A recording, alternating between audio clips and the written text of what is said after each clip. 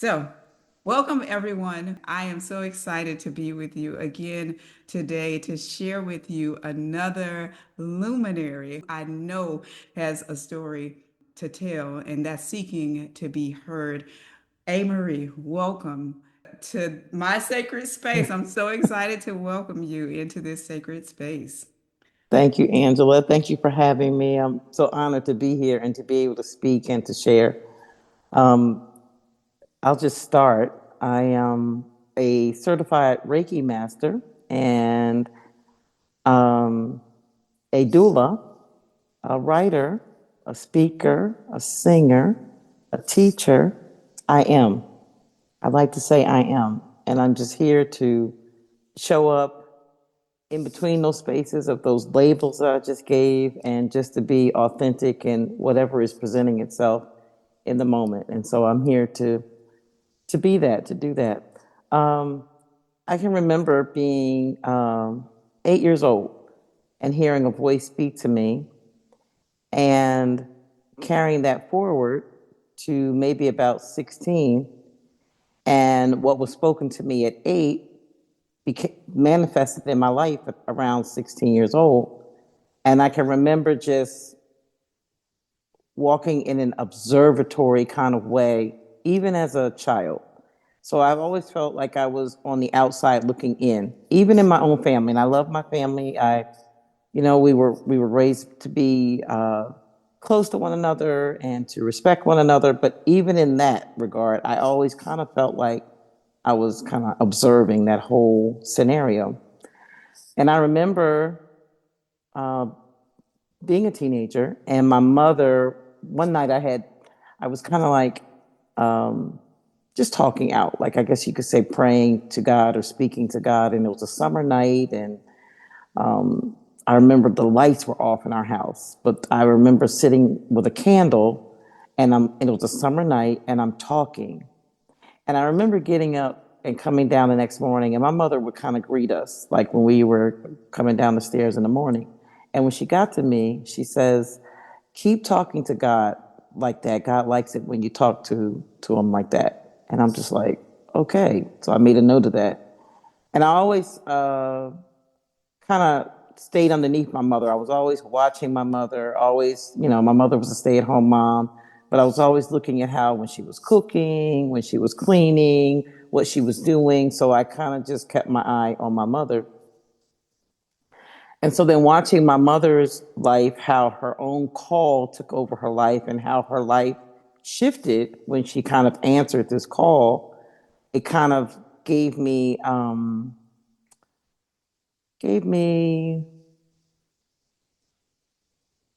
idea of what it might possibly look like for myself. So I go on and I get to be about, um, so I keep having these moments. I keep having these moments in my life where things are said to me and then they kind of manifest later on. I remember being in college and I was a junior in college, and they had a speaker that came around, and she would talk to the girls about sex ed and that kind of thing, like once a month on a Friday. So I remember by this time I had been having sex since I was 14 years old. No one knew that, but at this point I was like maybe about 20, almost posting 20, 21. And had been having sex at that point since I was 14. So my question I put in the bucket was, is there something wrong with me? Because I'm been sexually active since I was 14, and I've not used birth control, and I haven't gotten pregnant, and I had the same partner. And the woman got my question, and she got really quiet, and she said, "I'm really concerned about this question because there are things worse than pregnancy at this point." And she says, "You've just been very lucky. If I were you, I would stop now." And I just kind of laughed it off, like, okay, this woman doesn't know what she's talking about. And probably within 4 weeks, I got pregnant, and I had my daughter at 22. So that kind of shifted a lot with me becoming a mother and the things that I wanted for my life. So I then shifted my life to now taking care of my daughter. So any plans that I have for my life, I'm going to now take care of my daughter. And then after I raised my daughter ended up having a child at 18 that I now was helping to care for. So my life has gone in this way of from the age of 8, when my baby sister was born, I kind of became a second mother to her. So my life has moved on with me caring for other people. And so I remember I was a financial operations supervisor for Home Depot for the corporate office here in Atlanta. And I remember I was interested to going to the Middle East. I just want to see, I was raised Christian and I wanted to kind of see some of these places that were talked about in the Bible. And at this time, when I was making the plan to take this trip, I didn't know that Home Depot was getting ready to offshore their financial operations. This was like in 2007. But my trip was already in my foremind to take this trip. And so when the announcement was made, I said, well, of course, I'm not going to take this trip now. I'm going to just, I got to focus on what I'm going to do as far as my finances are concerned. I can't afford to take this trip now. And so I remember when my job went overseas, just before it went overseas, I was talking to one of my colleagues and I said, what am I going to do? Now that my job is going away, my shift now is on finding another, employment. And I'll never forget, she looked at me and she says, you're going to get on that plane and you're going to go to the Middle East. I'm looking like, there's no way I'm going to take this trip now that this is happening. So the offshoring happens, my job goes away, and the income that I thought I was going to receive through my job ended sooner than I thought it would end. So now I'm really kind of in a place like, okay. And it got to the place where things kind of got bad or turned around really quick. My house went into pre-foreclosure. Nobody was looking to hire me. Things just kind of really took a turn. And this was after me deciding to go ahead and take this trip. I'm like, something in me's like, you have to take this trip. So I remember shifting gears and not so being focused on finding a job and putting my energies towards getting a passport, because I had just decided I wasn't going to take this trip. So who needs a passport? I'm like, okay, if this is meant for me to go, things will align. So I remember I was driving on the way to the post office to apply for my passport, an expedited one, because I think this trip was happening like very shortly, like within a month or two. And I remember calling my mother, and the first thing my mother said to me was, "A good man's steps are ordered by the Lord." And I said, "Mom, why did you say that?" She goes, "I don't know, baby. The Spirit just said to me, when the phone rings, say this." And I told her I was on my way to the post office to apply for my passport. And so she said, everything's going to go smooth. And it did. I got an expedited passport. Within 2 days of the trip happening, my passport came. All the monies that were needed, they came right at the 11th hour. So I remember taking this trip to we had a layover in Germany, and I just remember sitting thinking, like, look at my life now. Like a month ago, I was thinking about what am I going to do for income, how am I going to save my house, things of this nature. And now here I am sitting in an airport in Germany with a 2-hour layover before we continue on to the Middle East. And it's just like all of these experiences that I had had up until then, those little spots where I knew something was other than what I was experiencing, they seemed like they all converged, sitting there on the floor in that airport in Germany, in an in-between place. And I just felt like I felt myself being lifted out of my experience. Just, that's no other way I can describe it, just feeling lifted. And so from then on, it was like I was kind of where I had been living in kind of an observatory place in my life. I felt like I had got lifted, and now I've got this aerial view that I'm kind of looking at things happening while I'm experiencing them though at the same time. So I remember going to the Middle East and just being so disenchanted, I guess, for a better lack of a better word. By this point, I was so in tune with spirit that I knew when something felt true and when it didn't for me. The discernment was there. So I remember taking the tour guide taking us to these sites, like these holy land sites. And for a lot of them, I felt nothing. And I'm thinking, what is going on? I've heard so many people talk about this experience, and I'm not feeling anything. And I'm watching these people that are a part of this tour group, and they're crying and they're having these emotional experiences. And I'm thinking, what is wrong with me that I am not feeling anything? So I allowed that to be what it was. And I just kind of settled into that the experience that I thought I was going to have was a totally different experience. And so I was just like, okay, I've never been here before. Let me just approach it that way and just see what I'm seeing. I remember walking down the Via Dolorosa and the Stations of the Cross and all of these things, and going to Golgotha, the place of the skull, and all of these places, and the empty tomb. And I'm just seeing these things. And it wasn't until we got to the Mount of Olives with these 2,000 plus year old olive trees that something just came over me. And I just began to weep. Like, this is it. Like, whatever this is real. And I remember my friend who was helping to put this tour together. She could see that I was really having a moment, like this was it. And she says, I'm going to see if we can leave you here. We have another site to go to, but we can leave you here, and then we'll come back and get you when we come back. And so after that group left, I had that whole olive grove to myself to experience. And I just remember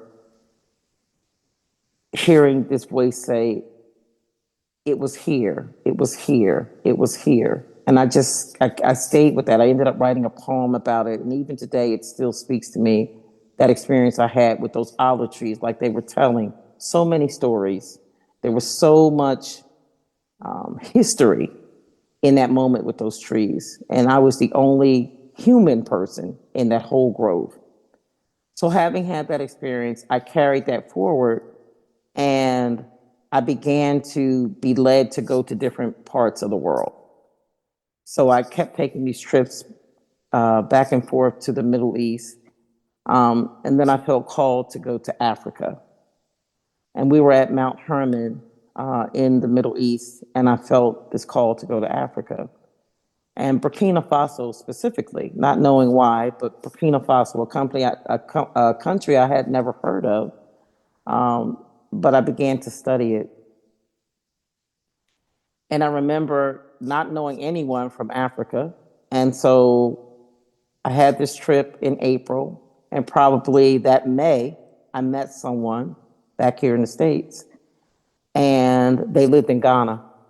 And I told them that I felt a call to go to Burkina Faso, which was a neighboring country of Ghana. And she invited me to come to her prayer camp in Ghana and visit with her. So I remember waking up one day and feeling like today was the day. Like I had been preparing, I had been studying Burkina, I had been waiting. And at this point, I was to the place where when I felt myself taking a trip or that I was going to be leaving the country, I would just pack my bag because now I'm unemployed. My house has been sold. I'm kind of in an in-between place staying with my sister. So much has transitioned now at this point. There's been an issue with my own child. She's incarcerated. I have custody. My sister has temporary custody of my two grandchildren at that point. I'm staying with her, helping to care for my grandchildren. And now I'm being called to Africa. And this was a difficult place for me because my daughter was depending so much on what I was hearing in the spirit. And it was then that I felt like she's got to stand on her own and you've got to walk your path. And I remember being at the airport and my daughter calling me, collect from jail. And she says, Mom, I thought you said that you weren't going to leave the country again until I got out of jail. I said, I don't know what to tell you, but I'm at the airport and I have to go. And that was the second time that I had an experience like that because on one of the prior trips to the Middle East, my grandson was in ICU. And I remember the same friend who had put this original tour together, says, you might want to pray to see if maybe you've been released from this trip. And I said, well, I don't need to pray about that. Like my grandson is in the hospital. My daughter is incarcerated. Certainly I'm going to be here. And she said, well, I think you should just make sure. So they used to have this service called Third Day Worship.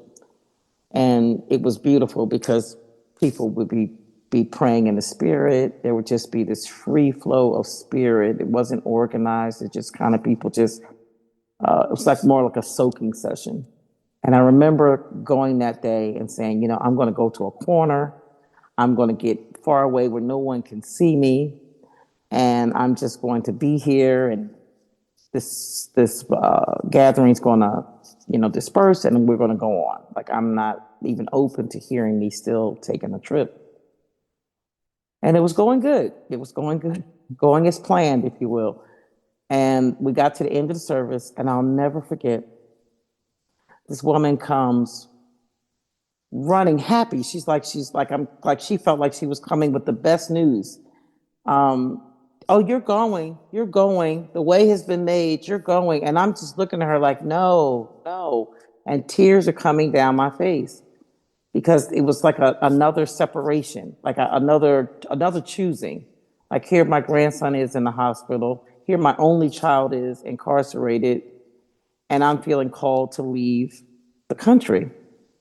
And it was a really hard decision. So here I was, fast forward to another place where I'm being called, and but I'm being pulled to be here. So the whole even going to Africa was a journey because I felt that my faith was being shored, or to know that you're hearing the right voice. So there would be these exercises. So I remember at this point I was traveling on buddy passes. A friend of mine knew someone from the airlines, and we would get these buddy passes, and we would take these trips this way. So I had no money to even pay for a buddy pass or the taxes on a buddy pass, let alone, to take care of myself going out the country to go to Africa. But having already taken so many trips to the Middle East by faith, if you will, I was already confident that if I'm being called to this place, that what was needed would be provided. And so I packed my bag and went to the airport. No, I just went to the airport. I felt like go to the airport. So I go to the airport, and as I'm going in there, I'm feeling I need to walk in the way of this trip. That maybe I'm not going today, but just to come to the airport and walk this way. So when I get to the airport, there's a woman, I don't remember her name now, but she was known from television. And our paths are crossing, and she's actually on her way to another gate, but she had come down this way to the lobby of the airport to collect a bag or something, and she was going back. And we intersected. And her last name was Bailey, like mine. And we talked for a brief second moment as she was walking to her gate and I was preparing to leave. I felt like this is what I came to the airport for. And this woman was taking mission trips to Africa at the time. So what were the odds that I would meet her at that exact moment, that we would connect, and that she would say whatever she said to me, which was very important at that moment. And I knew that this was like, okay, it's time for you to go. This is a sign. So as I'm leaving, and the person who's with me taking me to the airport, they're just like kind of dumbfounded. Like, you really came to this airport. You really did connect with someone. And I'm like, yes. And so I'm just going to go home and pack my bag. On my way home from the airport, my friend is calling me to tell me that she has a buddy pass for me and when was I looking to go. I go home, I pack my bag, and I go back to the airport the next morning. And I'm on a flight from Atlanta to New York to go to Africa.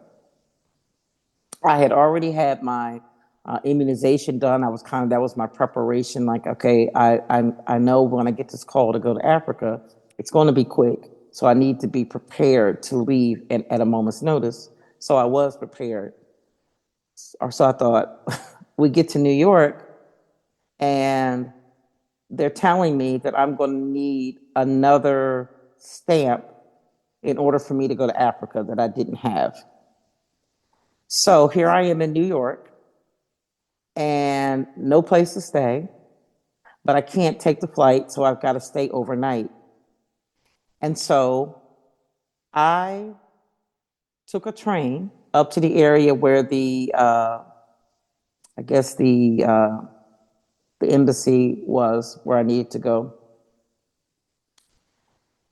And I stayed on the street overnight. And I remember that experience, being on the streets of New York. Here I am with a backpack, which is all I was taking with me to Africa, was a backpack. So I looked like a homeless person. So I would move from, and I remember the homeless people telling me, you have to keep moving, like you can't stay in a spot long. And that was probably one of the most interesting nights, like moving from area to area. So I ended up in the wee hours of the morning with this woman, and she was a teacher. She had a master's degree. She just was so educated. She had so much knowledge, and she had such a sweet spirit. And we sat and talked from 3 o'clock in the morning until the sun came up.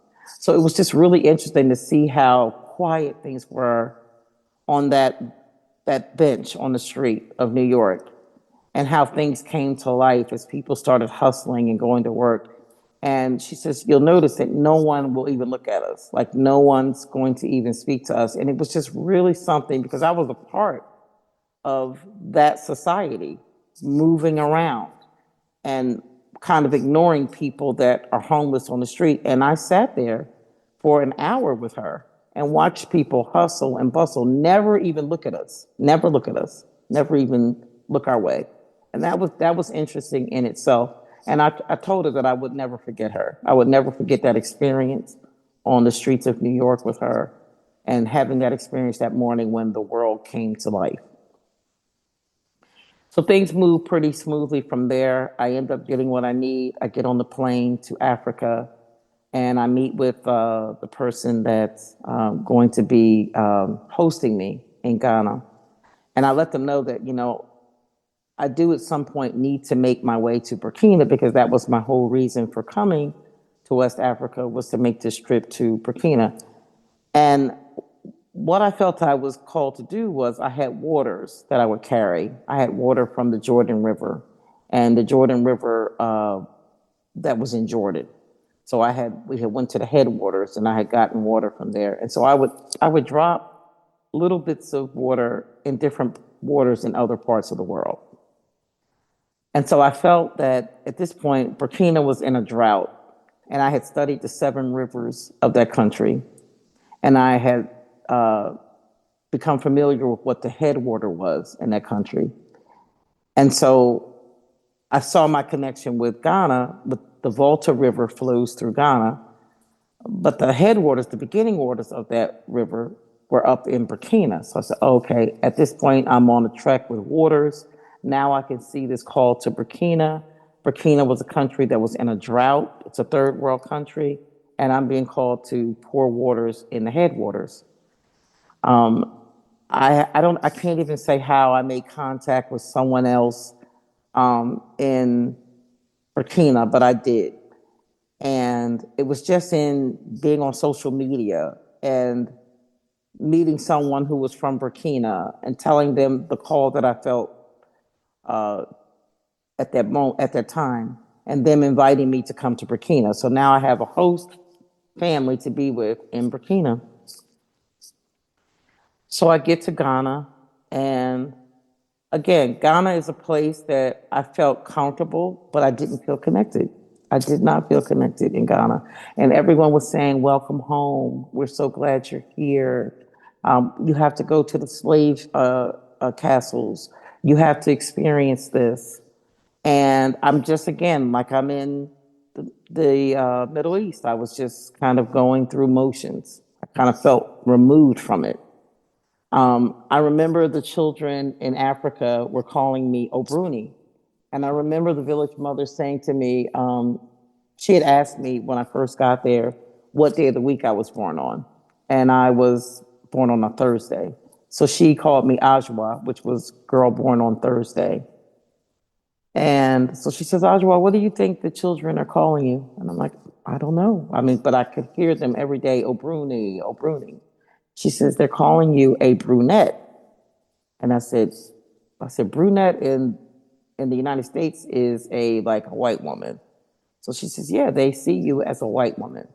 So here I am, as dark as my skin is, to them, I look like a white woman because of my features. And somehow the pigment of my skin just didn't speak to them of where they were. And I remember I began to notice how people were looking at me in Africa, like I didn't belong there. And so I had this experience. I'm in Ghana for about 3 weeks. I'm experiencing um, witches. I'm experiencing these different energies. I'm just having these experiences. And I remember the word synergy coming to me. And Mama Georgina was my host, and she was the village mother. And she would sit under this tree, and she would have these elders that would sit with her during the day. And the kids, I can still see it, children as young as 3 years old would be like raking or sweeping the yard. And they had these tasks. And um, her husband, he would be responsible for, fixing. She had a lot of property, and it was a camp, so there were a lot of living quarters. And so he would be about maintenance and those sorts of things. And so I remember when we sat, and she said that to me, that she says, at this point I had locks, and she says to me, you have to cut your hair. And I'm like, well, why do I have to cut my hair? And so she says, it's not becoming. Like, this is not the way a woman of God should should display herself. And there was another sister who was there from Tennessee, Abba. She was there from Tennessee, and she was a Ghanaian originally, and born in Ghana. And so she had shaved her hair. We were kind of cabin buddies, and she had shaved her hair. And so I'm like, they're not touching my hair. Like, they can share with me however they see my hair, but I'm not shaving my hair. And I remember her telling me how they see me as a white woman. And that's just, well, while we're on the subject of this, I have no intentions on cutting my hair. And so she's like, no, you have to do this. It's just, it carries so much. And, at that point, there were the Rastas who were in Ghana. It's just like, that's a whole different community that's separate from us. So I got to see, even within Africa, the different sects of people, or groups of people that were segregated.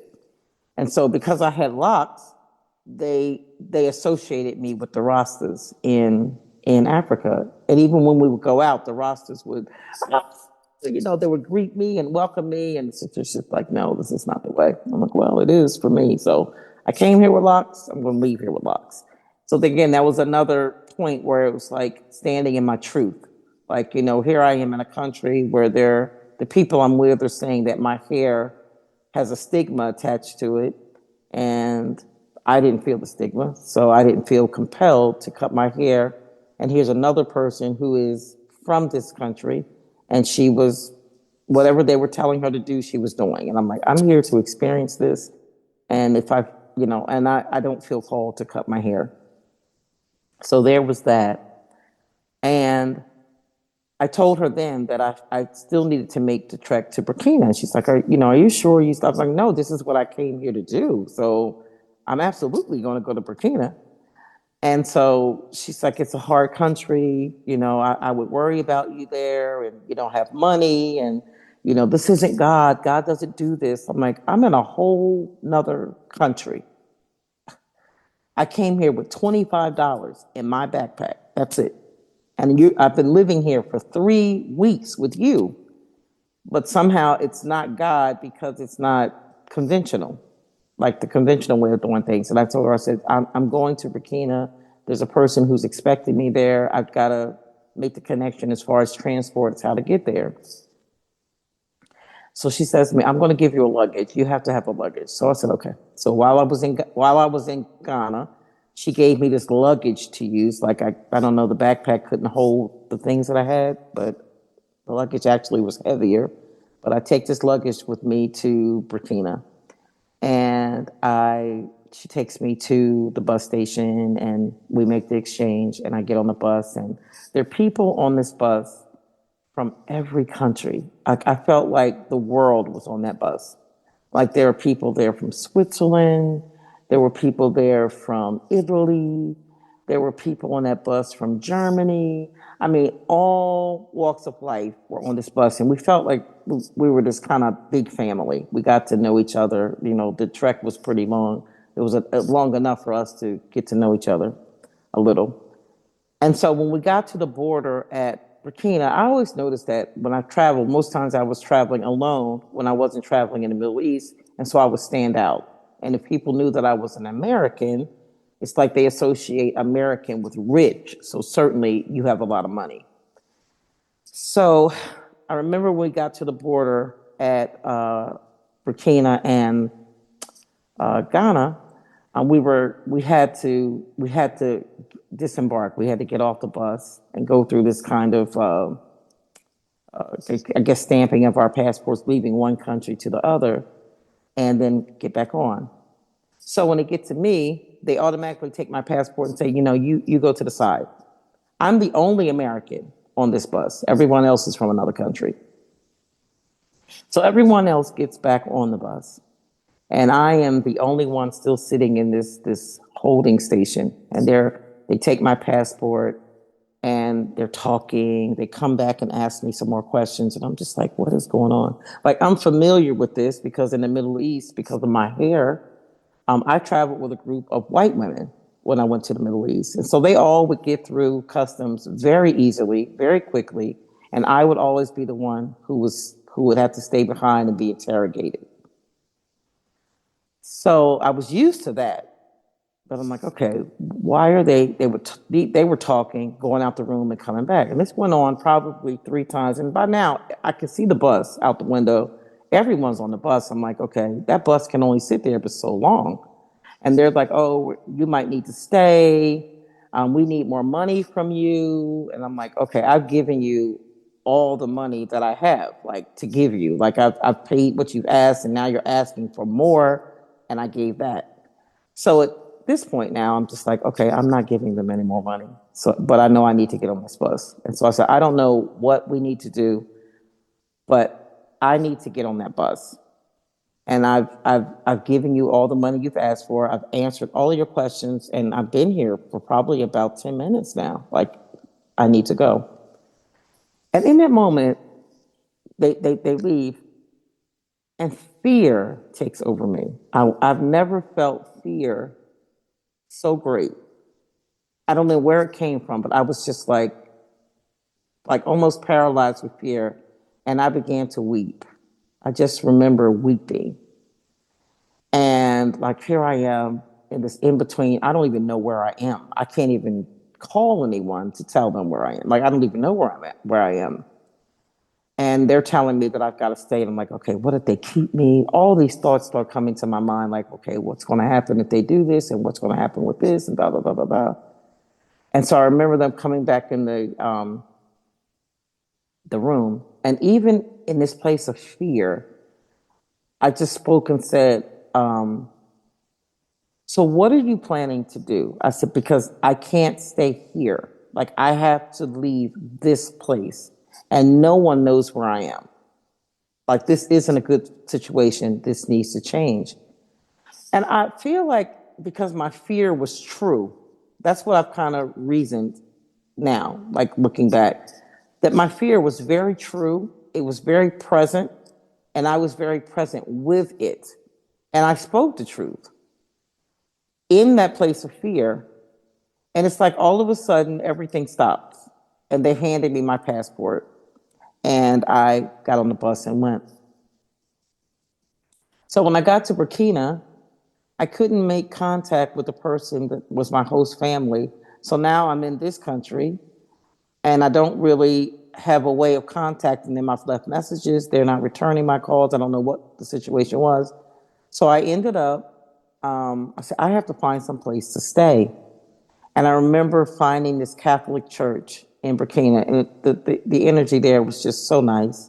It kind of reminded me of where we went in the Middle East, where supposedly the Beatitudes were. And it's like the birds were tweeting, the energy, the air was so clear. This place reminded me of that. And I kind of felt like I was being comforted in a way after that experience. And so I was like, okay, I can stay here. And just as I settled that, the sisters were going to let me stay in one of the rooms, and maybe you could make contact with your person tomorrow. And I had settled that I was going to be there, that they called me and said that they were coming for me. So there again, I was in a place where I didn't know what was going to happen, and I just found peace. And while I was waiting for the person to come get me, it reminded me of when my job went overseas and no one was hiring me, and my house was going into pre-foreclosure, and I had such peace. And I remember it was February of 2008, and there was a housing recession, and people weren't buying houses. A lot of houses were going into foreclosure at that time. And I remember the realtor sitting down with me to put my house up for sale, and he says, you've got so much in this house, and for you to lose it this way, I hope we can sell it before it actually goes into foreclosure. I'm like, I don't care. Like, I don't care if the house is in foreclosure when it sells, or even when it sells. I'm leaving here. And so I remember him looking at me saying, where do you get this from? Like, I'm telling you what's on the table. Your credit can be impacted by this. And he's telling me all the things. And I told him, I said, if this house goes into foreclosure, if I lose money on this house, if my credit is affected in a negative way by this transaction, I will leave this house with more than I came with. I said, because I have a peace that I cannot describe to you, that no matter what happens to me in this world, all is always well. And it settles me. It settles me. And so when I was in Burkina and I had that experience, I had the euphoria of that experience with the realtor. So I would have these moments like this where, remember this, remember how this felt here. Or I would have a feeling, and it would take me to another time. And so I was having these exchanges like this. And so it caused me to be a lot quieter than I normally would be, because there was so much activity in my mind space that I was very attentive to that. So in a sense, I felt that I was living more there than here. And so I didn't always fully feel the impact physically of what I was experiencing fully, because I was so rested in this other state. And I became comfortable there. So I meet this pastor in Burkina, and we go to, and again, I'm in another culture. So I'm having to use the bathroom outside. I'm having to use the bathroom over holes. I'm having to take a shower with a bucket of cold water on the ground outside, or in a concrete enclosure. Like, this is how I take care of myself immediately, though, as soon as I get to this country. So when the pastor asked me if I wanted to take a bath, I remembered when I first came to Ghana that the mother asked me if I wanted to go to the bathroom, and she took me to some tall reeds to use the bathroom, and people were like parting these reeds and going in like you would a bathroom door. So that was my experience with a bathroom. So when he asked me if I wanted to have a bath, I just knew that it wasn't what I was thinking. So I was already switched over to let's see what this is going to be. So sure enough, he comes to me with one of those tall paint buckets full of cold water, and I go to this outside enclosure, and this is where I'm going to shower. And it's also to the right is a hole in the ground, and this is where I would eliminate my body. So I'm having these experiences, and I'm just going through the motions. Like, okay, well, this is the way I'm doing this now. This is how I'm doing this now. And so I was in Burkina for about a week. And there were people in the States who were sending money to me. So I was getting money. I didn't have money when I went, but while I was there, people were funding or, here's money for you to get and do what you have to do. So I remember my time in Burkina was ending. A very hard country. Like it was, you could definitely see like where things were hard. It was I could even between Ghana and Burkina, I could feel the difference. And so I remember the pastor who was trying to make the way for us to go to the headwaters of the Volta River. And he was saying, he kept telling me it's going to cost a lot of money. It's going to cost a lot of money. So I had asked people to send more money because I never knew what the more money was. Not thinking this is a third world country, not thinking money is different there than it is other places. So probably on the day before I was going to go back to Ghana, I asked him how much was it going to cost to go. And I think this is when it came real for me, like this, just how different these worlds are, or these places were. He said, "Sister, I'm sorry to tell you this, but it's going to cost $5." I'm thinking, like, wow. I'm sitting here with $300 at my disposal, and he's having a hard time telling me that it's going to cost like $5 was a lot of money. So I said, well, we all can go. I'll take your whole family. The people that are part of your community, they can go. And if there's anything I can do for you, at this point he had a motorcycle and the tire was needed replacing. So I replaced the tire. There's things that were needed, and he's looking like like I'm rich, and I'm thinking like, wow, I left a company where I was making thousands of dollars. Like $300 was nothing for me to just waste, and here $5 was like everything to him. So we end up traveling to this river, and even the trek there. I remember sitting on this bus, and it's like it's like the bus is open transport, and they're piling as many people on this bus as they can. And I mean, it's like, can they get another person on this bus? Like, there were people hanging off of, like, they had like these little railings, like where people were sitting, and they had people with their feet holding to the top of the thing. I mean, it was really, you couldn't even see a vehicle. I think you just saw tires and people, and this thing was moving. There was so many people on this bus. And I remember to my left, there was a woman sitting with a child, and the child was, I remember looking in this child's eyes, like the child was like laying this way to my right, and the child was facing me. And I remember just looking in that child's eyes for that trip. And it was like the eyes just seemed empty. Like the eyes were very empty and kind of glazed over, just empty. It was almost like the way you look when you're staring off, getting ready to go to sleep, except the child didn't go to sleep. And I will never forget that. And I ended up writing a poem about that, the way this child's eyes look. And here is a baby that's the picture of what? Beginning of life. And the eyes just looked so tired and old and lifeless with this body. So we traveled to the river, and the pastor who traveled with me, I remember he gets up, like, so puts his rolls up his jacket and lays down on his side and goes to sleep. And I'm thinking, wow, like, okay. So he says, well, let me know when you're ready to go. So I travel down to the river, and I take the water out, and I just put a few drops there.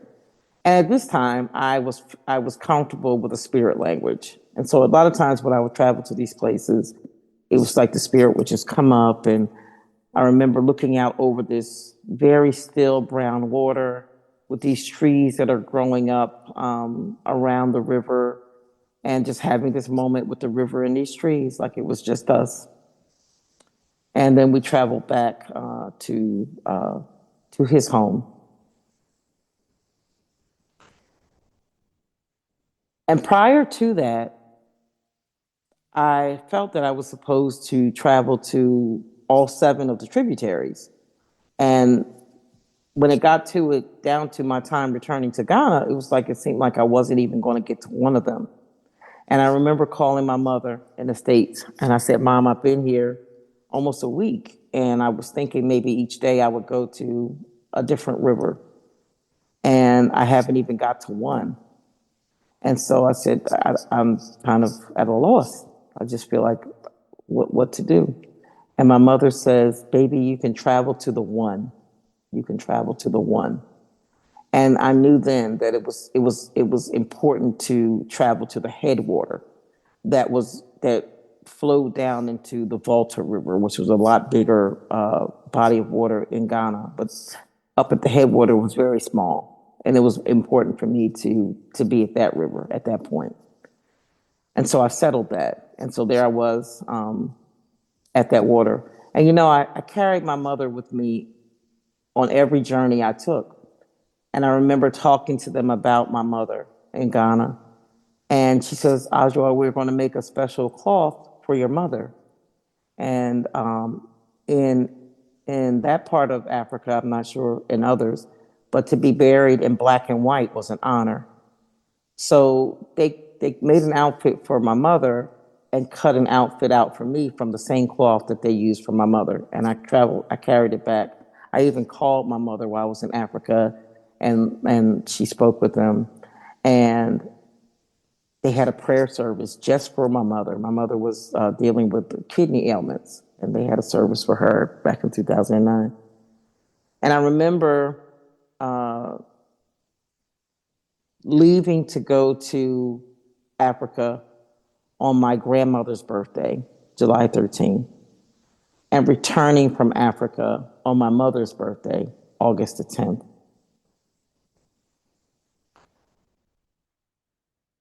And going to Africa was probably one of the most profound experiences that I can remember having. Going to the slave castle, hearing the story, being in the dungeon, seeing how dark it was, hearing the stories that they're telling about.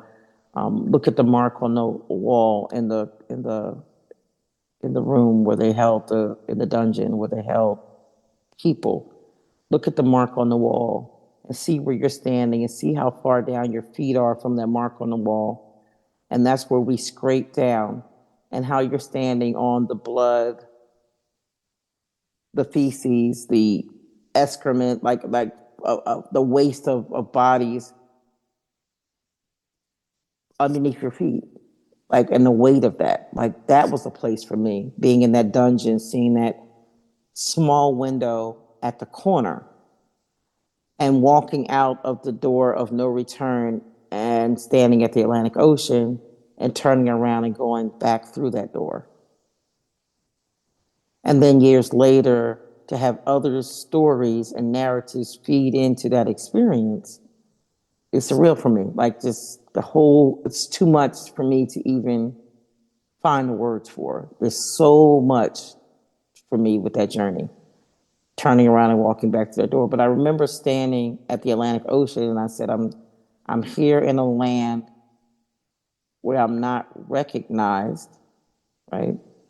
And somewhere across the Atlantic is a land that I was born. It's reported that I come from this land that doesn't recognize me. And I was born in a land that, for all intents and purposes, didn't want me. So I feel like I don't have a home. And I could feel like this, I could see like this crystallized bridge going from where I was standing to all the way across where I couldn't even see any further on the Atlantic, and said, let this bridge be your home. And it's kind of carried me, because going to Africa is like taking this trip back to the motherland, that it's going to give me this feeling of closure or completeness. And it was just the opposite for me. It was just the opposite. I began to feel that no place was home. And then every place was home. I came to that. And so coming back to Africa, from Africa, now I'm going back, I'm tending to my grandchildren. I'm finding out what's been going on with my daughter, trying to work through that whole process, and still being open to travel, because I was still traveling, like through this, no matter what was going on in the States, I was still feeling called to go to this place and go to that place, and so from that, it's like traveling to Costa Rica, I had a sense of who I was going to see. And getting that call to Africa in 2009, and then my mother transitioning in 2010. Looking back now at my work as a doula, I can see how that work was tied to having that experience with my mother in 2010 and spending the last week of her life with her after not seeing her for 2 years in person, but talking to her on the phone. And I remember my mother and I used to talk every day on the phone, 2 and 3 times on the phone. And I remember feeling pulled to not talk to my mother as often. And that was hard because we would talk, spirit was very free flowing between my mother and I. The spirit would just come on me. My mother would write things down, and we just had this exchange. And I remember it was probably between July and August of 2009 that I felt to pull back and not speak so often with my mother. My mother was a very big support when my daughter was in jail and this thing was going on with my grandchildren, and I was kind of in this in between place. My mother was kind of like the glue, and I started to feel that I needed to not lean on her so much. And I remember the spirit came over me one day in July 2009, and I called my mother, and my mother was like, I was there ready with a pen and a notebook because I knew you were going to call. And when I called, the spirit was just already speaking through me, already speaking through me. And my mother wrote down what she said. And what I remember in that exchange was I kept hearing new cells, new cells, new cells, new cells. And I came out of that like, oh, mom, you're getting new cells. Like, that's a new body, that you're going to be rejuvenated. And I'm so happy, not knowing that my mother is on the other end of that, hearing something totally different. So from July 2009 until January of 2010, my mother was in the way of making her transition out of the body. And I'm expectant of her being healed and her body's going to be restored on my end, right? So when it came time for me to visit with my mother in 2000, at the end of 2009, it was after pulling back. We weren't talking every day. We weren't talking every other day. We were talking once a week. It was every Saturday that I was talking to my mother, and we would talk for hours on that Saturday. Saturday mornings it was. And I remember one day my mother says, when I go, I want you to sing this song for me, Give Me Jesus. And I was like, Mama, I don't know that song. And she says, well, you can record it. You can record it and then you can sing it. And I think that was somewhere around November of 2009 that uh, I recorded my mother singing the song. And I said, okay, so I committed that I would learn this song so that whenever she transitioned, I'd be able to sing it at her homegoing. So I go see my mother at the beginning of January. And when I go, um, I walk in the hospital room and there's this woman in the bed and she's not the stature or the build of my mother. My mother is a tall, she was kind of a stout woman, like strong woman. And the woman in the bed was significantly smaller and more frail than what I remember my mother being. Now, with me talking to her every Saturday, her voice never changed, just speaks a testament of the spirit, that my mother's voice stayed strong, and even though we didn't talk as often, she still sounded like herself. So getting there and seeing her physical body not match what I know to be my mother was jarring to me. And I remember walking out the room and saying, I'm looking for Grace Bailey's room. And they said, you just came out of it. So I go in and I'm just like, what am I experiencing? So that was a I don't know what the word is. That was a moment for me, like coming to terms that maybe what the way I took that transmission is not what was actually being said, like seeing the experience with my mother. So when I come in the room, I'm looking at the room, I'm looking at the trays that are not eaten, I'm looking at all, it looks like this person's not eating, you know? And my mother wakes up and she says, oh, she says, I'm waiting for my Georgia peach to come. Like my mother called me Georgia peach for Georgia. She said, I'm waiting for my Georgia peach to come. And I said, Mom, I am your Georgia peach. And she looked at me, oh, hey, baby, hey. And I'm like, what is going on? Like, what has happened?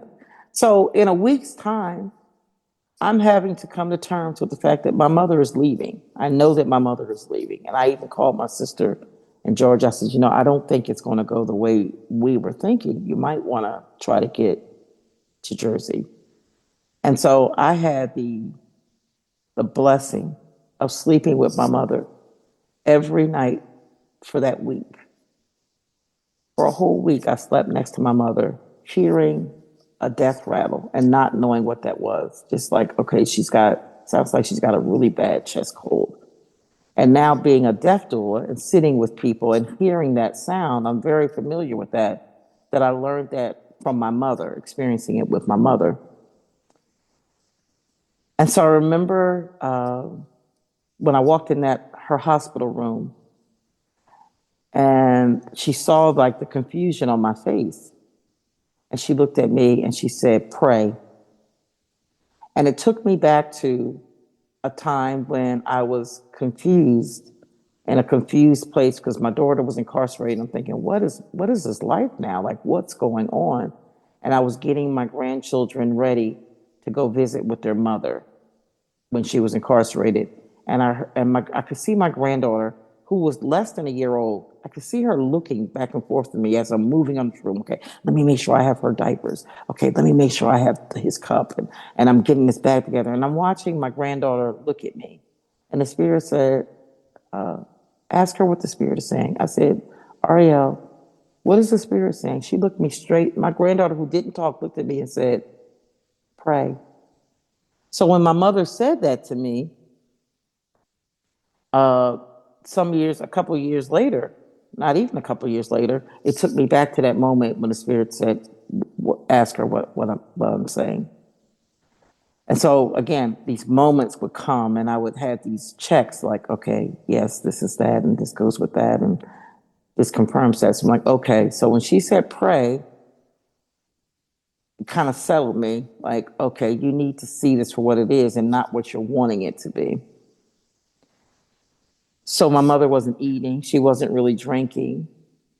And I had to come to terms with the fact that my mother was physically leaving. And I remember the Sunday before my mother transitioned, uh, we were sitting in the room with my mother. My brother, my oldest brother, came in and he had this big bouquet of flowers for my mother. And my mother just smelled the flowers and she looked at them and she looked at him and she says, David, just said his name. And I'm watching all this again. Now I feel like I'm observing, like I was as a child. I'm observing my siblings. I'm observing my mother. And so I felt to go out the room. So I went out the room, but I'm sitting on the steps and I can still see my mother sitting on the bed, but I'm sitting kind of outside. And I sat there for a while. And then I came back in the room and I sat in my mother's chair. And I'm just saying in my spirit, like, make clear to me, like when she's leaving, what's going on. Give me a sign to like where she is, because everything just seems so unsure right now. It's unclear. And in that moment, my mother, my sister, my youngest sister, is laying across the bed, and she's kind of right in my mother's face. And my mother pulls her head down, and she turns around to me, and she says, "Mom says to tell you that she can hear you." So I knew that my mother was very present in both dimensions because I wasn't speaking out of my mouth, but she heard me. So I knew then, okay, she's in more in that space in here because my mother, who was very articulate and communicative, was not talking a lot at this time. So we all sat with her, and that night I felt not to sleep with my mother. I fell to sleep on the sofa, so I didn't sleep with her that night. But I heard her call to my older sister, who was upstairs, and I heard my older sister come down, and whatever their moment was. But that next morning, about 9 o'clock, my mother transitioned, and I remember being with her at the bed. I remember walking out the room, knowing that when I come back, she's going to be gone.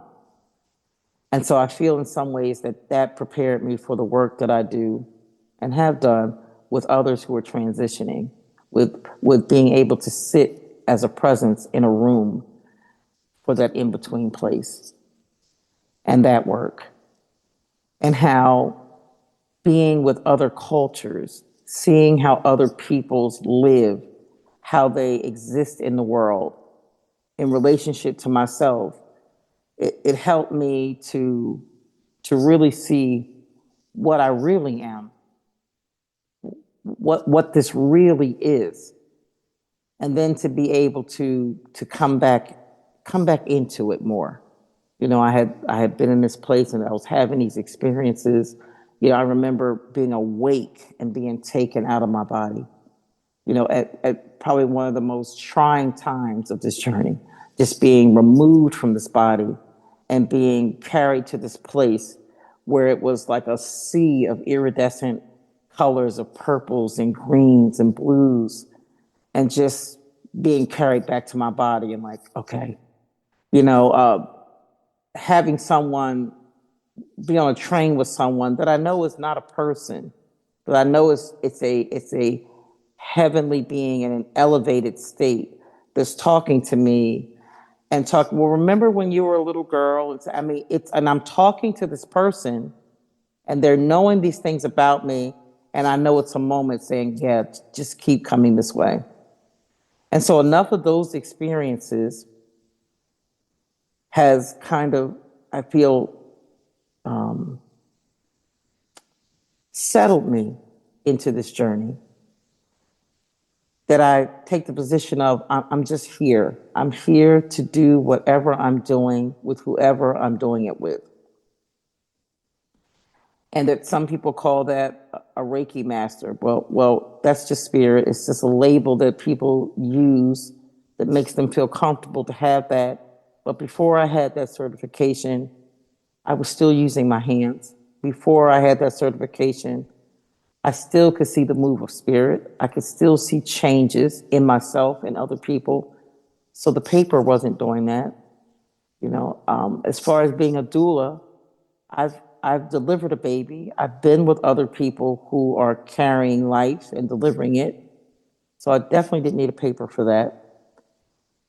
I've been with people who were leaving this life. They were not coming into it. They were exiting it. And I've sat with that before I ever had a paper. And so I came to a place in my journey where it's like, okay, I've got a certification for this. Okay, I've gone to school for this. I've got this amount of experience. What does it really mean? And so I began to release those things. Like I released the labels of being a woman, of being African American, of being an American even, of being a mother, and releasing these labels and just being nothing. And what presence came to me in that state of seeing myself as nothing and everything and everything. And so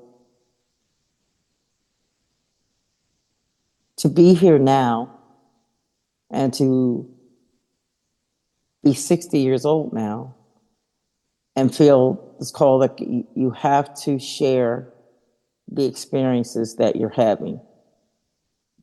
But I'm sure you can relate, Angela, that it's a lot and there's no real starting place. Like where's the place to start? How do you just, so I've just found that the way for me is just to speak. Because to find a beginning place, it's like, okay, I can start here, but then what about this? And so then it comes out in these patches. And I remember wanting to capture this experience, like just because I'm a writer, I can be intellectual. There's got to be a way to kind of capture this that maybe can be a conversation. And so I felt that I was going to write.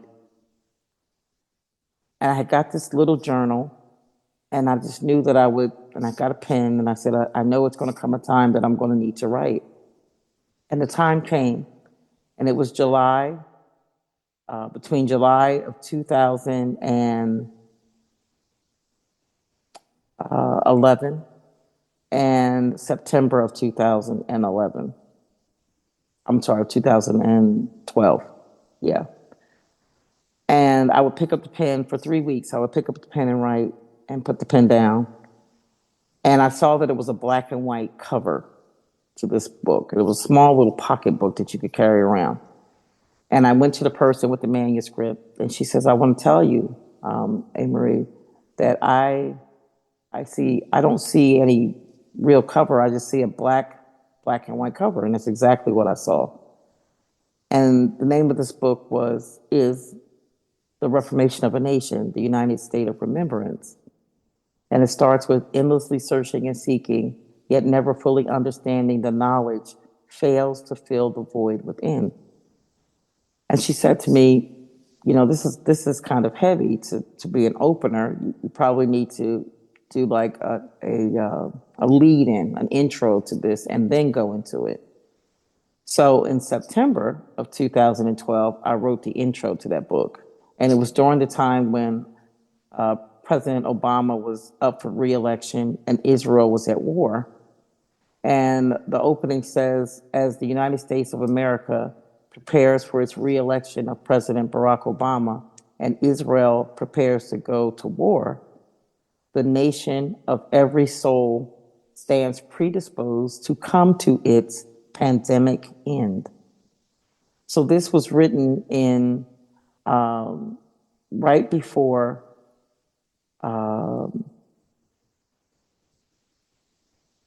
this was written 7 years before we had the pandemic in 2020. So when this was written, that word stood out to me, pandemic end. And the spirit said that after publishing, that the book would lay dormant for 7 years.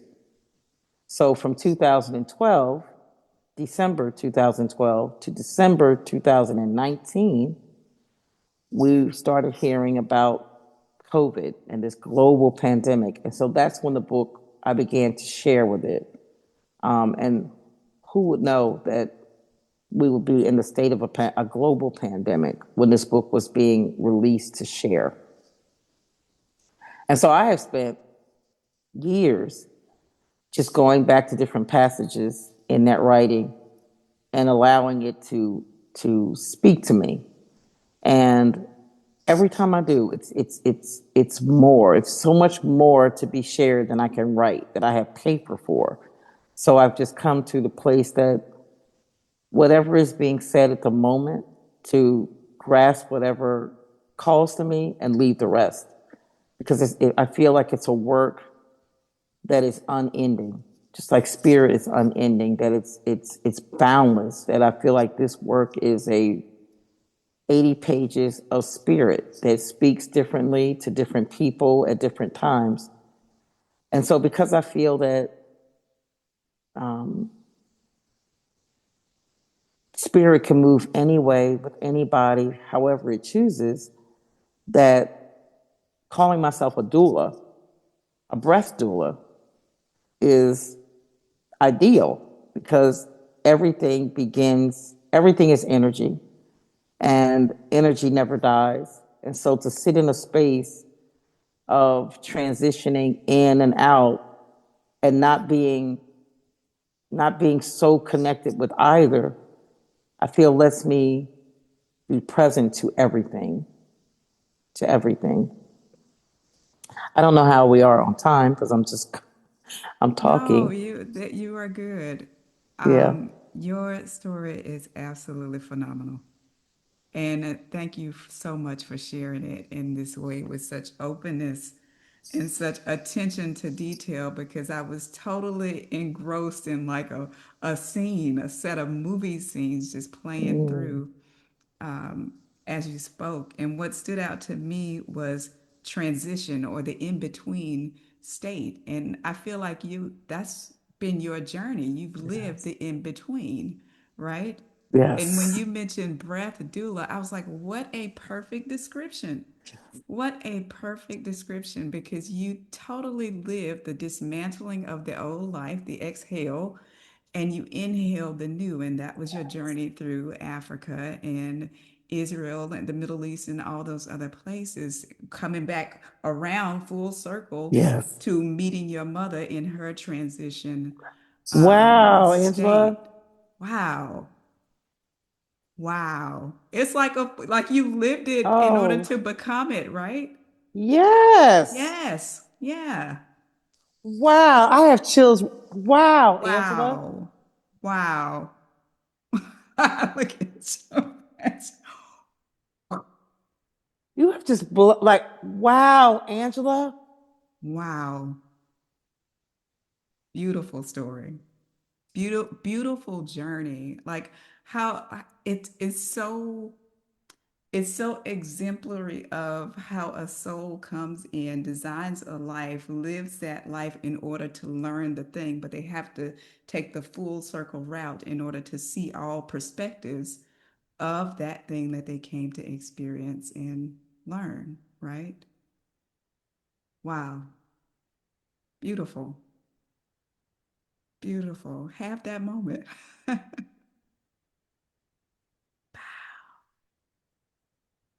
How powerful. How powerful is that? Wow. Wow. Never feeling like a place is home, never feeling connected, because those places aren't home. You are home. Like each of us Yeah. is home. We're already home. Home exists. Home is our state of being. Our Yes. default, our true state of being Mm, is home, right? yes. Yeah. Wow. How beautiful. How beautiful. Wow. There are so many gems in your story. So many gems. You One are the still. gem. I mean, you just brought that thing all the way through, Angela, in a way that I have never heard it said. It was like, Wow. it's like, how do I needed this. Like, wow, Angela, like to see that thing, like, this is that. Yeah. It's Yeah. all I can say is yes. To do Yeah. all that. And then to my mother to come back for her transition. Yes. Wow. Wow. Wow. I am speechless now. Like, I am like, wow. It's so absolutely beautiful. I can't wait for you to listen to this back, right? Because Yeah. it's different hearing it, hearing Yeah. it from yeah. Angela, I so appreciate you and the space that you hold and the way that you move. Like I just appreciate you in this moment. I really appreciate you. Oh, that's beautiful, beautiful, beautiful. Thank you for that. Thank you for that. Wow. You have Ah, so many gems in your story. And I tried to note some of those down because I think that they deserve a little bit of focus because when you were born, when you were a little girl rather, you were extremely observant. And that's one of the things that I acknowledge about myself. I grew up being observant, so I didn't have to be taught how to do a lot of things because I just observed, and so that was my way of kind of um, doing, existing in the world, right? I watch other right. people do stuff, and when it was my turn to do it, I could just naturally already do it from cooking to driving. It didn't matter what it was, I just knew how to do it. But I love that your mother supported you in all that you experienced as a child, kind of nurtured and encouraged Mhm. your engagement with the spirit world, right? Yes. Yes. Yeah, yeah. Yeah. I think that was such an important thing. Can you speak to the power of observation? Because it just didn't end when you were a little girl. You were always observing Yeah. life. And I love when you mentioned being with the homeless in New York and watching how people engaged Yeah. with life. Can you speak a little bit about that observation? You know what I noticed in observing is that, and I know this might sound kind of esoteric, but that which is true is present in everything. Like in my observation, like I don't care if I observe two people arguing, or observe someone crying, or observe someone laughing, or observe someone giving birth, or someone dying, or someone answering a phone call, or two people just having a conversation. That thing, that thread is present in everything. Like it's almost like it's the moving of the energy is what it is. Like it didn't matter what was being said or being done or being observed. Is like, do you see it? Like, do you see, like, I clearly see that it's that thing that can't be named. And in observing, it to me it was almost like because I could see it and think myself into it. In some instances, I'd done it, like you said, to the point of um, being so observant. When it came my turn to do something, I could just do it. My mother didn't really have to talk to me a lot because I spent my time watching what she said and how she moved with my siblings. I'm like, okay, well, I got that. So even so, carrying that into observing others, not even people, like things like plants and birds, and observing that essence is present in everything. So it's almost like now I'm looking for that. Like I'm looking like, yep, look how you're moving there. So that I'm not carried away emotionally. Like being in an observatory place, it's not denial of my feelings. It's just that I can feel it without needing to become what I'm feeling. It's like, okay, yep, that does. that does cause this type of sensation. So I spend more time with that, like with what is speaking to me, and but still being able to be present to when someone is grieving, to when someone is happy or uh, feeling victorious about something they've accomplished, being able to be present with that, because that too is that essence. Like it's to me, it's being present in both places, and I really am comfortable in the in between because I know that I just being in the tension of life and tension in a all inclusive way, that sitting in that tension, being in the eye of the storm, it's like I feel nothing but everything at the same time. And that kind of is the barometer. Like, so to be sitting in an observatory place um, allows me to see, I feel it allows me to see all the vantage points. I can see everything. As opposed to participating in what I'm observing, it's like I can't see the forest for the trees because I'm so into whatever I'm feeling that I don't see the whole picture. So I do take advantage of both perspectives of being without being, but seeing myself as the observer and participating in what I'm observing and knowing that I'm observing what I'm participating in still keeps me in that place of constant calm, Yeah. you know? Yes, yes, yes, absolutely. I had a beautiful friend who entered my life at just the right time. I call her the first elder, and she gave it to me straight. I love the fact that she would give it to me straight, straight, no chaser. Yeah. And she said, this thing isn't personal; it's energetic. Mm. It's not personal. It's Mm-mm. energetic. And life in every moment is showing you you. So as you Yes. can sit back and observe, you can really do the work of dismantling things or making corrections as you assess life, because life is revealing you. It's the same energies playing over and over many different ways, and these dramas and these Yes. stories are just the plays that are rendering that same discordant energy. So if you can get to the heart of that energy, what is that energy showing me about me, Me. then you resolve that within your own life experience. And that one teaching for me has been absolute gold, because it's allowed me to sit back and observe life almost like a video game Yeah. and make the assessments and the corrections and realize that everything is in reflection. Yeah. And speaking of Yeah. that, I began to really reflect when I used to say to people a lot, well, I'm your mirror. So if that's what you see, that's true for you. Even if it's not true for me, if that's what you see, then that's true. And the spirit said to me, then if it's true for them, it's true for you. Now the game.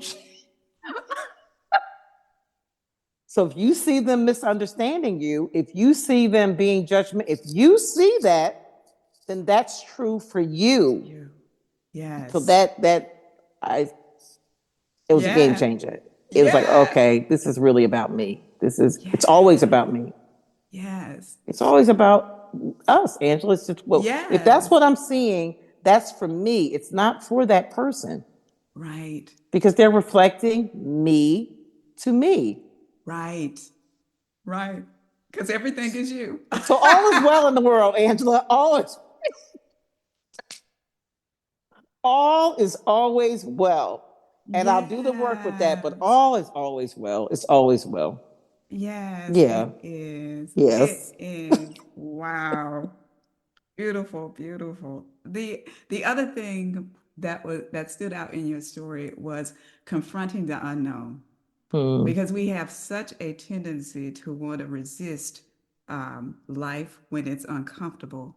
But the key to moving beyond that is sitting with that fear, having the courage to face your fear head on. And Yeah. I think you exemplified that when you had the bus experience, when they Yes. took you off the bus and you had that momentary breakdown where you're like, I Yes. am literally afraid. But then you Yes. had to face that. So what encouragement could you give to somebody who's found themselves stagnant or stalled by life because of fear? Fear. I would say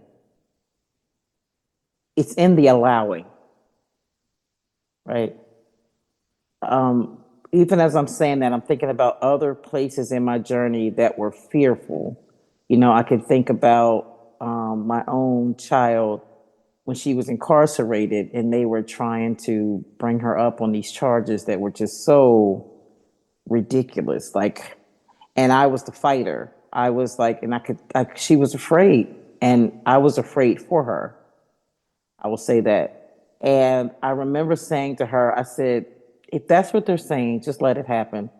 She's like, what are you saying to me? Let it happen. Do you hear what kind of time they're trying to give to me? And you're saying I said, well, what are your options though? I mean, you can fight and fight and fight, or you can let it happen. You can allow this to happen and let's see. So I know as hard as it is, like when you're afraid, you want to resist. You want to. It's this fight to flight. Like you want to get to safety. Like it's a natural ingrained feeling that you want to save yourself. You want to fight this thing. But I have found there to be such shift in allowing, like not just letting that feeling, just going with it, because it doesn't last. I, Allowing is, to me, is not putting thoughts to it and well, what's going to happen, because I went through all that with the bus, and it got to a place where I'm really afraid. Like that's just the bottom line of it. I don't know what this is getting ready to be, but I just need to speak the truth to this. And I think that there's power in that. That when you acknowledge that I really don't know what's going to happen, I really don't know how this is going to end. I'm really feeling unsure of myself, and I'm hopeful. See, I think that's what it is. I never lost the hope. Like I knew that something in me just told me this is going to be okay. Even though and it wasn't in that moment when I was afraid. When I was afraid, I was afraid. I was just surrounded by fear. But something underneath all of that was pulling me to just let it be. And on the other side of that, it was. And the other side with my daughter, it was. She actually ended up not with half of the time that they were talking about. So just like we'll stop putting the energy to this, like because it's just we're putting all of this energy to something we really don't know what it's unknown. We don't know. So let's just see. My grandson that I've been raising since he was a baby, he's 12 now. He'll say, Gigi, I know what you're going to say. Well, let's see. Gigi, can we go to the store and such? I said, well, let's just see. Let's see. And I think that when it comes to facing a fear, we have to be willing to see. Like we have to be willing to allow, to a certain degree, we have to be willing to allow it. There's a time to act, but there's a time to allow when we're talking about fear. And I feel like that's so important because you don't know what you can get through until you get through it. You don't know. You don't know. You just don't know until you've come through it. So I would say that when you're facing a fear or you're afraid, to allow it, to allow yourself to feel it and allow yourself to see where it goes. Because I feel like sometimes when you allow it, the spirit lifts it. Like the spirit carries it. Well, now that you've kind of accepted this, well, now we can move from this. Someone's like, okay, so you're okay with it? Are you okay with it? Okay, well, now we can move from it. And it's like, to me, you can't fake that. Like you can say, okay, I'm fine, I'm fine. But if you really haven't settled that thing, you will continue to feel that opposition. But there's something between true surrender and fear. There's a bridge there. like where that thing is taking us over and the surrender, there's something that happens in that transition that moves things. I've seen it happen too many times, Angela, not to know that it's true. I know that there is great power in surrender, in doing nothing, but everything is happening in the midst of that. Does that make sense? It does. It absolutely does. I think you condition yourself into that willingness to surrender bit by bit, Mm, slowly over time, because I feel like you being a bit of a nomad was kind of the prep work. The prep work to step into greater levels of fear, mm. right? Because you were bit by bit trusting that what I need will come in the moment of need. I don't even know why I'm feeling the pull to go here, but I'm just gonna lean in and trust it. And as I do, well, I'm building that muscle to trust down the line, right? Well, right. Well, if I'm honest though, and I always tell this story, like it was baptism by fire for me, because when I made that decision that there's got to be more than this, there's got to be more to this thing called life than what I'm experiencing, all hell broke loose. Like everything, my job went overseas. This thing happened with my daughter. My house went into pre-foreclosure. My car was repossessed. All these things were dominoes happening. And I Yeah, guess for me, enough of those things were happening that I said I'm going to let go. So yeah, when I had that succession of losses happening, I guess yeah, for I just stopped. I just said, you know what? I'm here getting my grandchildren up. I'm changing my granddaughter's diaper. I'm getting ready to take them downstairs and get them breakfast. We're going to get dressed and go to the park. So I kind of feel like I let everything go mm, and was nowhere for a period. mm, My life was in whatever I'm doing for them right now. yeah, And when I wasn't doing for them, I would sit in meditation. But I wasn't anyplace else. I wasn't, well, what's going to happen now? My mind shifted to that. And it was just like, I'm nowhere and everywhere. And I'm just yeah, going to be here. And so I became familiar real quick with the unknown because I released the known. I released it. mm, I'm like, this everything that I know of me is leaving. yeah, I've raised my child, and I would never have expected my child to be incarcerated. My firstborn grandchild is in ICU and all of these things, and my job, I don't have money. Everything that I knew that made me me was no more. So I'm like, then I'm done. So I surrendered. I just said I'm to the place where I actually did my own eulogy. I'm telling you, I took this thing like I'm done. And memories left, even places that I had been. I was there. It was like my whole brain was wiped. And then little by little, things came back. So even in when I was experiencing that fear on the bus, I had already went through this wiping.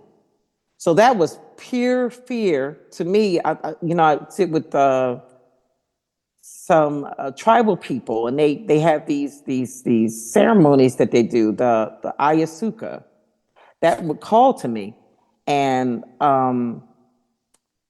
I never did it. So I was recently talking to someone, asking them about their experience, like what was the whole goal with ayasuka? What was that experience for? And they said it was to be confronted with your deepest fears. And it took me to that bus because I'm telling you, Angela, I have never felt fear the way I did. I'm like, what's going to happen to me? I mean, I really let myself feel the weight of that fear. But I knew that bus that was outside that window, that was the hope. I saw myself getting on that bus. I'm not gonna see that bus pulling away with me not on it. But right now it's almost like I don't even see the bus. That's the way I felt. Like I'm just here and what's gonna happen to me? How am I gonna get back to the US? Or I mean, I just let myself feel it. And I spoke in it. So I spoke, for me, I feel like I spoke in a place of true freedom because I let myself be engulfed by fear and I spoke what I saw to be true. while I held what I knew to be true, that I'm getting on, I don't know how, but I'm getting on that bus. But right now, I'm in a situation. So let me be present to it. So I feel that by being stripped of everything so quickly, and that's why a lot of people tell me, Anne Marie, everybody can't do it like that. Like, and I understand that, but I have to speak my experience. My experience was letting everything go. That I had enough losses that I'm like, I don't want to do this like this. Like this is each one of them was like it pulled on me in a different way. Each one of those things. And I'm like, then I'm nothing. What I thought was my life isn't my life. Now what? And then things started coming back to me that way. So I feel like in some ways that I was baptized from the crown down. So I cut this cord here and everything dropped here for me to be reintegrated, like you say, through my mother's transition, to be reborn back from the root up. So I think that was a lot more than what you were asking me. No. But it because of the way I came to this thing and having that early experience as a child, I feel like for the most part, I've been aware that there's something else that I'm something else. I'm something else other than Aquilette Marie Bailey, born July 1st, 1965 at 2:28 a.m., and Mary and Grace and Edwards Dorff, fourth born child. I'm something other than that. I'm something other than Tiffany's mother and Malachi's grandma. I'm something other than that, and I'm seeing what I am through these relationships. You know, I think you were asking me about fear. I feel like I've gone. No, I mean, but it I all feel, serves. yeah, it all serves, but I feel like okay, I know. Can I answer your question? Because I feel like talking to you, I can just go, and it's like, okay, did I answer her question? Yeah.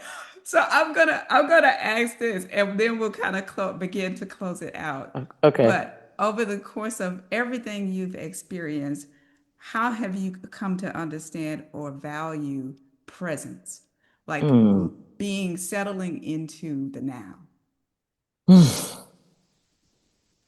It's everything, Angela.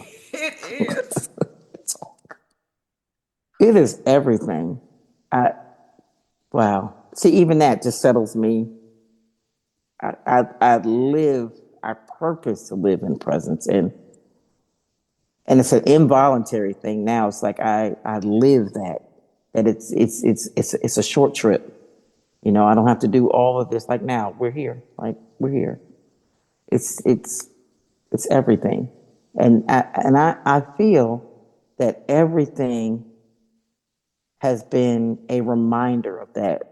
That you're always present in presence, with presence, as presence. Like this is everything. Like we're right here. That even as I was in fear, in a state of fear on that bus, but I was present to my leaving. Like I was, there was still presences. We're never outside of presence. It's just how aware we are that speaks to the depth or its impact on this experience that we're journeying through. Like presence is everything. And I remember going through this whole guru phase where I was looking at different gurus and I'm like, well, I feel like what they're speaking about, I'm experiencing. And I remember even when I was all these different healing modalities, all of it leads back to presence. And I'm like, so these tools are good. These things that we're experiencing are good. And the goal is to be present, to be present, to be present in whatever is now, So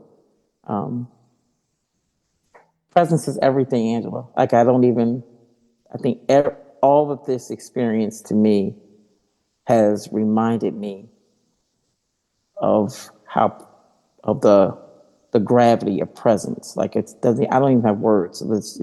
It settles. It's a very settling. And for me, there's these moments I have where, how can I say this? Where presence engages me in a different way. And it's moments like that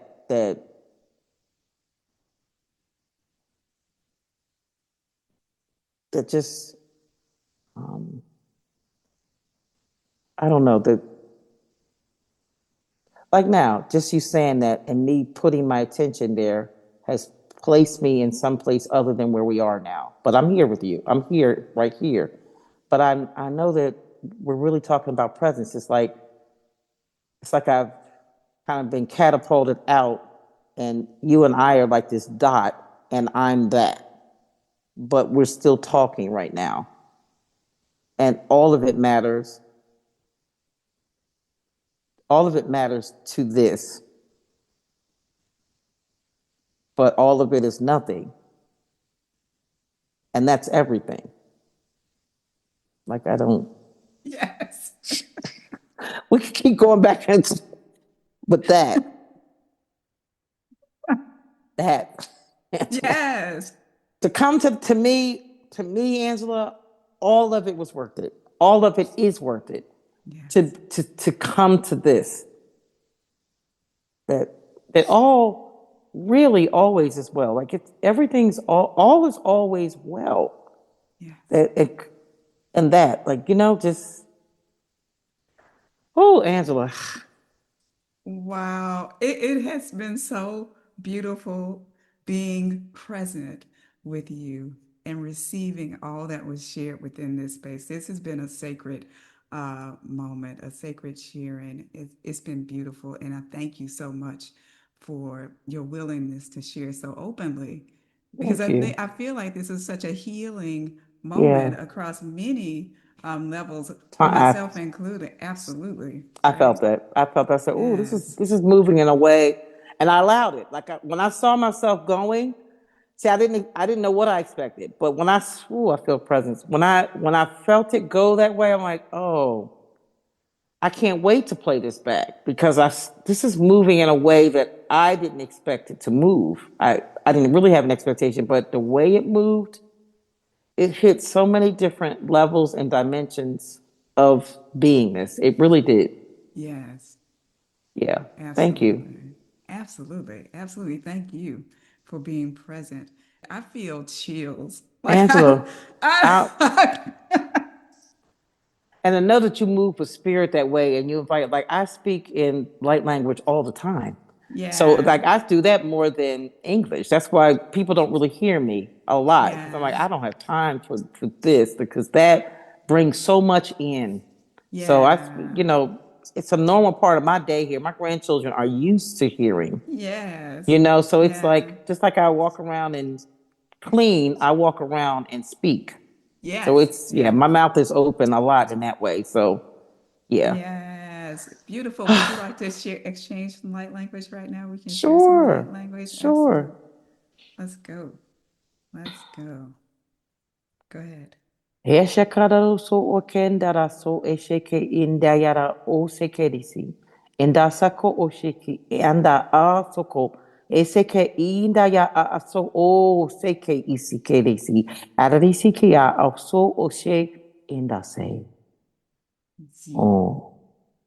Di bete au te kai no hure imba ia humbre ai zengretu imbara indo u himba au mi shukirinda au imba urik varakunde shukirima u imbara in zanda arukte gembe aratinda kai shanda ruk arit an rut ua ran I am I. Ondora seke ereda so o shekedisi. Anda yara soko e shekedisi. Inda yara so. Ondo yara seke e rese kanda so o shekedisi. Indo yara so e sekedisi. Anda yara se re sekedisi. Ondo yara seke yerisi.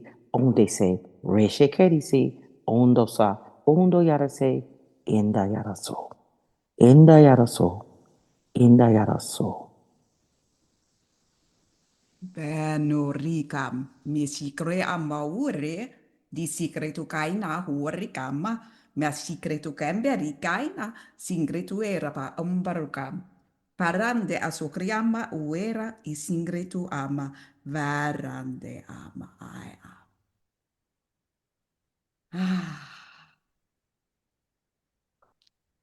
Beautiful. I knew we were connected. I didn't know. I just know, like, no, we are so connected. I can see it. I know those ones that I'm connected to that speak that language. That even if I never hear them speak, I'm like, no, I know. Angela, I knew we were connected. I knew it. Like we could go. Like I could. Like I have to bring it in. Like I knew we were connected beyond this. So I'm Yes. so grateful. I'm so grateful. Yes. Yeah. I Yes, love you I'll and thank follow you. up. I love you too. Thank you. It feels Thank like you. we've known each other for so long. This is my first time speaking with you personally. Exactly, So, exactly. And I feel like what you said about my mother, because I feel like now it's time for me to write. Like that transmission came to me through the Reformation, but now it's time for me to write, like me to yeah, write. And I feel like the way you brought that in with my mother, I'm like, oh, that's a good starting point to bring yeah, everything together and use that as a guide to go that journey backwards through too. So thank you for that. yes. Thank you for that. Absolutely. Yeah. Absolutely. Okay, Well, Angela. you enjoy your day. You too. All Thank you, sis. right. All Take right. care. You too. Bye. Bye bye. Hear us. Our presence carries with it the emanation of divine light, the omnipotent, omniscient omnipresence, which, of the very nature of its being, sustains all life as life itself. Of this, know, our presence is not without cause, our presence not without purpose, for our being wills to light the way of highest realization for the whole. Our light is our being. As divine presence, we are here as the eternal light and life which colors our world. Open on all levels, across all planes, through all dimensions. Divine light is without fear. Divine light is without prejudice. Divine light, of which we live and breathe, is our being. Grant yourself permission to know. We of the All are the omnipotent, omnipresent, omniscient divine force as unique expressions of love.